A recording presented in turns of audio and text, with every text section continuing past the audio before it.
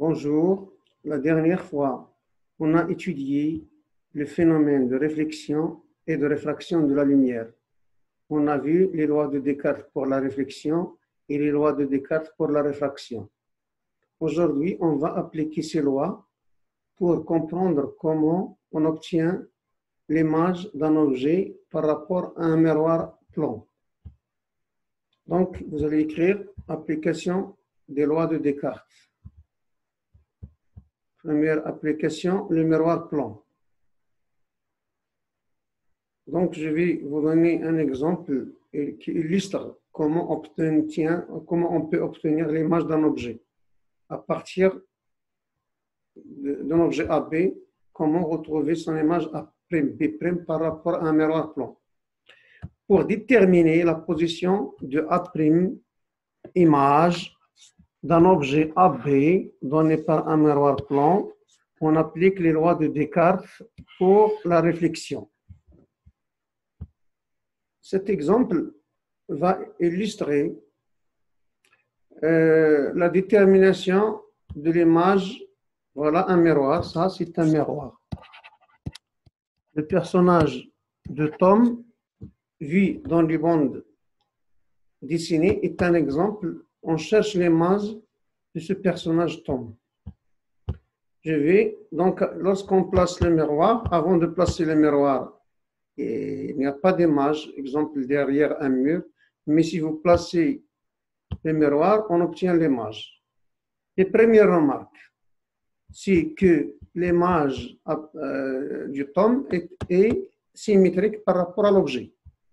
Mais pour comprendre ce phénomène, on doit d'abord indiquer que ça, c'est un miroir.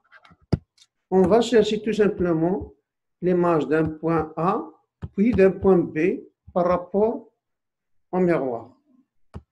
Donc, on parle de l'objet AB. AB, on peut prendre n'importe quel point, mais si on comprend comment trouver l'image de A puis de B, c'est la même chose pour n'importe quel point. Donc, on doit appliquer, comme j'ai dit, les lois de réflexion. Ce n'est pas la peine de prendre ce schéma. On va vous donner après un schéma simplifié. On indique tout simplement AB. Donc, pour trouver l'image de A, première étape, tracer le rayon lumineux. Je vais le numéroter 1. C'est un rayon incident. Il atteint la surface du miroir plan en I1. C'est le point d'incidence. Avec un angle I par rapport à la normale. Ça, c'est la normale au plan. Vous vous rappelez. Il sera réfléchi. Je vais l'appeler angle réfléchi 1'. Pourquoi 1? Pourquoi prime? 1, tout simplement, c'est le premier rayon que je considérais. 1', c'est le réfléchi. Ça, c'est la source, c'est comme s'il y a une source au point A. Je vais choisir un autre point d'incidence parce que du point A partent plusieurs rayons lumineux. Un deuxième rayon lumineux pour frapper au point d'incidence I2. Voilà, je vais l'appeler 2. Ça, en couleur bleue, si vous voulez. Ça, c'est le rayon 2. Il va subir la réflexion, mais au point I2. En appliquant la loi de Descartes pour la réflexion, ces deux angles-là sont égaux. Ils sont égaux. Mais ils sont différents de E1 et E2. C'est un autre angle. Qu'est-ce que vous remarquez? Les rayons émergés 1' et 2', ça s'appelle rayon émergé, ou bien réfléchi, rayon réfléchi. Ils ne sont pas parallèles, mais ils ne peuvent pas se couper du côté avant le miroir. Or, le miroir, il ne laisse pas traverser les rayons, mais il les réfléchit. Donc, l'image de A, ce serait tout simplement le point de rencontre des rayons 1' et 2' derrière le miroir. On doit dessiner donc le prolongement de ce rayon. Voilà le premier prolongement, c'est le prolongement du rayon 1', réfléchi. Le deuxième prolongement, il se coupe juste en A'. A' s'appelle l'image de A, ou A' conjugué de A. A' et A s'appellent conjugués. Ils s'appellent des points conjugués. C'est-à-dire que A' c'est l'image de A. Vous remarquez ici que A et A' sont symétriques par rapport au miroir plan. Donc ici, ça c'est un angle droit. Donc il suffit de tracer la droite passant par A et par le miroir, mais normal, perpendiculaire. Les distances ici seront égales. Donc voilà un moyen de chercher l'image de n'importe quel point. Il suffit de chercher le symétrique. Mais ça, c'est un résultat. On l'a retrouvé en appliquant les lois de Descartes. Imaginons un autre rayon quelconque. Si vous tracez un autre rayon ici, après réflexion, son prolongement passe automatiquement par A'. Donc, on peut comprendre d'après cet exemple que tous les rayons issus du point A, tous les rayons, on peut prendre une infinité. Après leur réflexion, leur prolongement passe en A'. A', c'est l'image de A. Pas la peine de faire la même chose pour B, pour trouver l'image de B. Ça serait B'. B', c'est ici. Mais comment peut-on la retrouver? Il suffit de tracer la droite perpendiculaire au miroir passant par B et prendre les mêmes distances comme tout à l'heure, comme pour le point A. Ça, c'est une règle. Voilà, les distances sont égales. Voilà les étapes, comme dans l'exercice. Ça, vous pouvez le noter si vous voulez. Vous êtes face à un miroir et on veut chercher l'image de l'objet AB. Soit on cherche d'abord l'image de B ou l'image de A, c'est la même chose. Ou l'image de n'importe quel point appartenant à l'objet AB. Ici, la première étape, on trace le rayon incident qui passe par B. Après ces réflexions, il se réfléchit du même angle d'incidence que de réflexion. Première loi de Descartes pour la réflexion. Deuxième loi de Descartes pour la réflexion. Si vous prenez un deuxième rayon, il arrive ici, mais avec un angle d'incidence différent. Ça, c'est I1, ça, c'est I1'. Ça, c'est I2, ça, c'est I2'. Un autre point, ça, c'est I2, ça, c'est I1, un point d'incidence. Les rayons émergés, réfléchis, ne se rencontrent jamais, mais leur prolongement qui va se rencontrer. Avant de parler au prolongement des rayons 1 et 1', j'ai choisi aussi un troisième avec un angle d'incidence I3. Attention, le sens de propagation de la lumière, ça c'est I'3.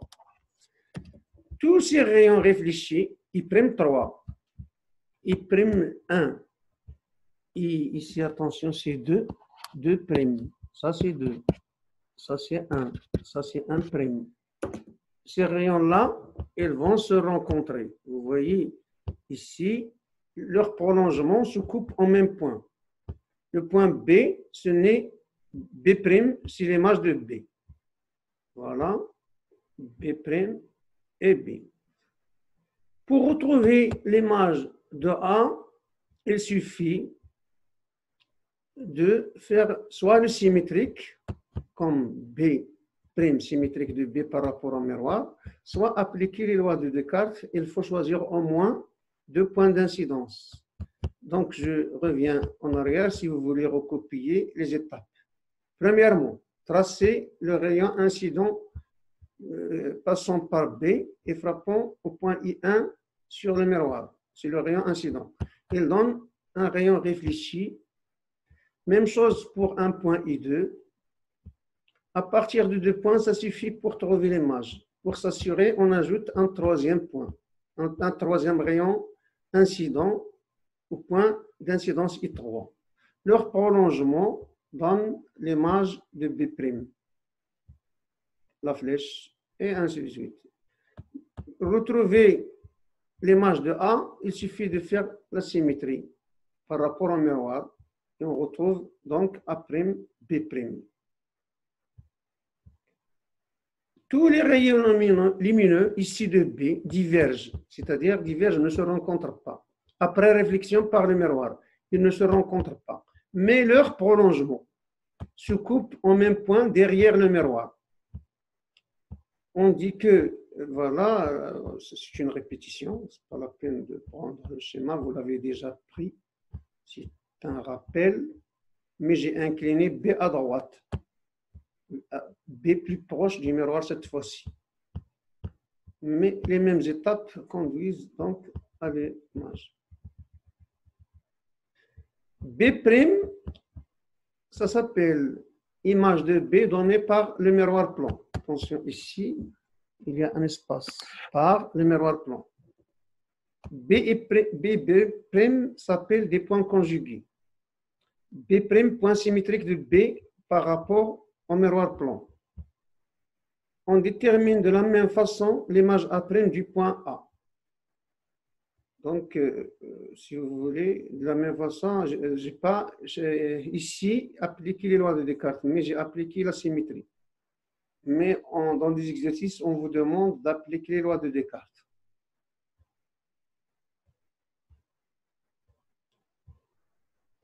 Ça, c'est un exercice dont vous allez penser. Il se rapporte aux lois de Descartes de la réflexion et de la réfraction. Je vais simuler tout ce qu'on vient de voir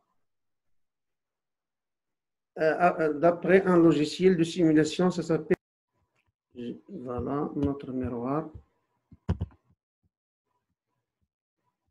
Et je vais prendre un objet incliné, par exemple, cette fois-ci ici.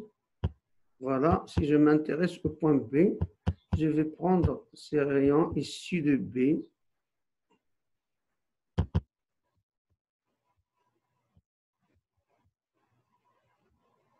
Voilà.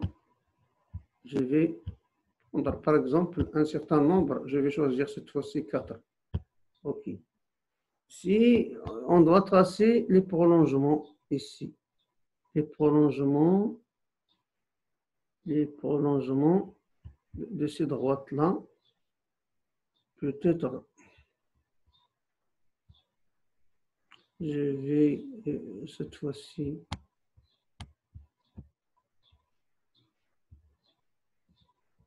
voilà le prolongement du premier rayon.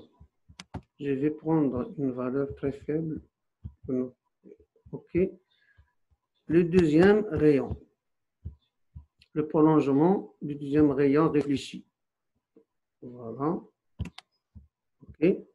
Le troisième, par exemple,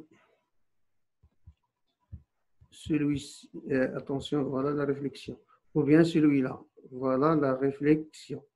Attention. Voilà. Et voilà, je vais répéter ici. Voilà. Et il se coupe presque au même point. C'est question de précision. Voilà le point image de B'. C'est la même chose si vous cherchez l'image de A. Si vous choisissez un seul rayon, un autre rayon qui passe par B,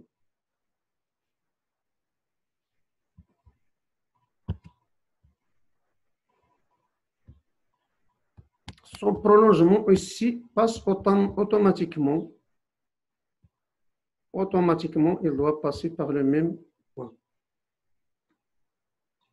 C'est question de précision. Si vous faites attention, vous allez trouver la rencontre au même point. Ici, si je prends un rayon qui ne passe pas par B, exemple, celui-ci. Celui-ci, il ne passe pas par B.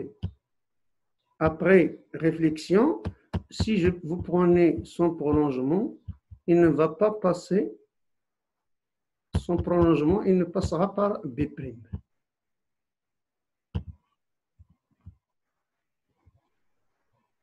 Vous voyez que c'est loin. C'est loin des autres. Donc, voilà.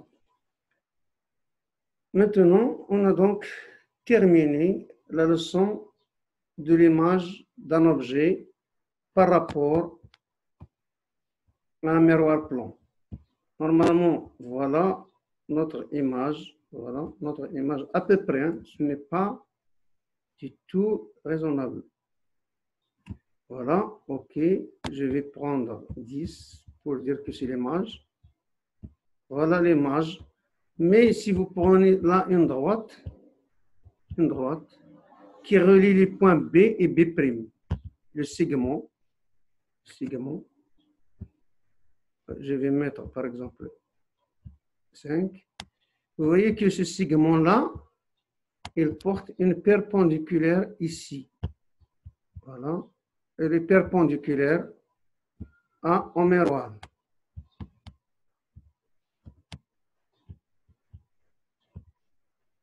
Ça, c'est très important. De même, les distances sont égales. Quelle distance? Cette distance-là.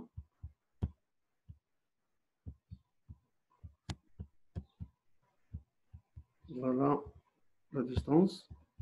Elle est égale à l'autre distance.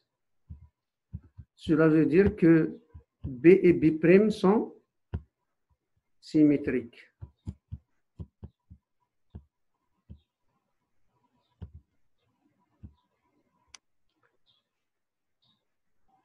La prochaine fois, on va chercher le champ visuel, c'est-à-dire à travers un miroir qui est l'espace qu'on peut voir. Et à la prochaine.